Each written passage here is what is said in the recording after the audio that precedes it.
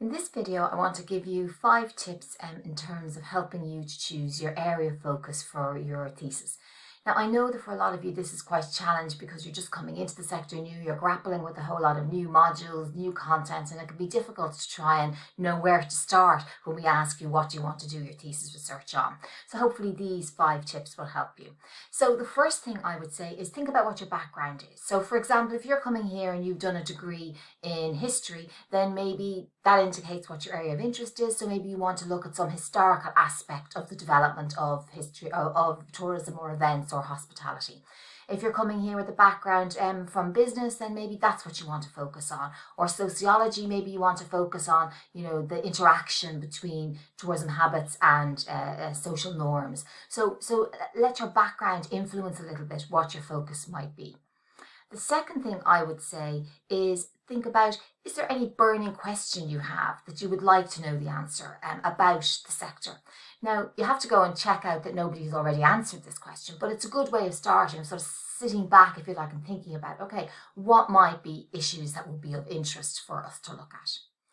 The third issue that I think you need to take into consideration is what interests you. And I think this is the most important thing. You're going to spend almost 12 months looking at this topic. So you want it to be something that is of real interest to you. And I've seen over the years that the students that are really interested in their topic in the very beginning, that this really propels them through the process, that they continue to be interested in the research as they move through the steps. So I think that's a really, really important thing. And if you look at something and you go, I'm not really sure if that interests me, well, then don't select that one, move on. And when you're thinking about comparing your ideas, use that interest meter as a way of deciding, I think I'll do that one rather than that one because I think it's more interesting.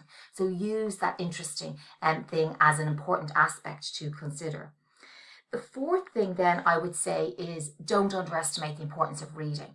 And that is a key way of triggering ideas for what to do your research on. So if you're sitting there and thinking, I have no idea where to start, well, just go in and start reading journal articles, because as you read articles, first of all, you'll begin to see which are the articles that are interesting to you. So again, that allows you to identify where your interests are.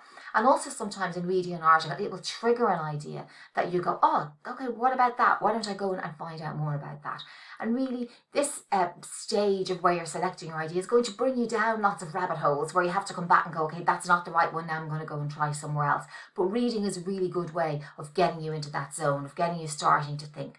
So maybe rather than sitting there with an empty piece of paper or file saying, okay, what do I want to do? Start reading, and that will then allow you to sort of generate sorts of ideas that you might be interested in.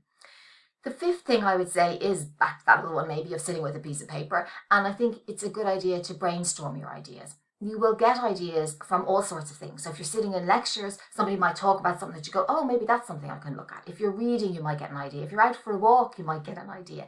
So it's very important for you to register these ideas. So there's plenty of apps out there that you can look at, that will help you to put down your brainstorming ideas. You can do mind maps, you can have a little notebook, whatever it is, but register all the ideas as you have them, because otherwise you'll forget them. And then importantly, you'll need to start thinking about how to select the idea. And that's around thinking about what's most interesting, what there's a literature there, and also thinking about, is it possible for me to do that? So when you've done these things, you now have an area. It's a broad area. It's not going to be a specific question, but it's a broad area of interest. I'll then talk to you in another video about how do you narrow that area down into a more focused aspect and more focused research question, and that will help you. So hopefully these tips will help you, that you can see the light starting to come through a little bit, and it will help you to have a clearer idea on what your area will be. And then you can send me an email with that broad topic, and I can also help you further in that email correspondence. Okay.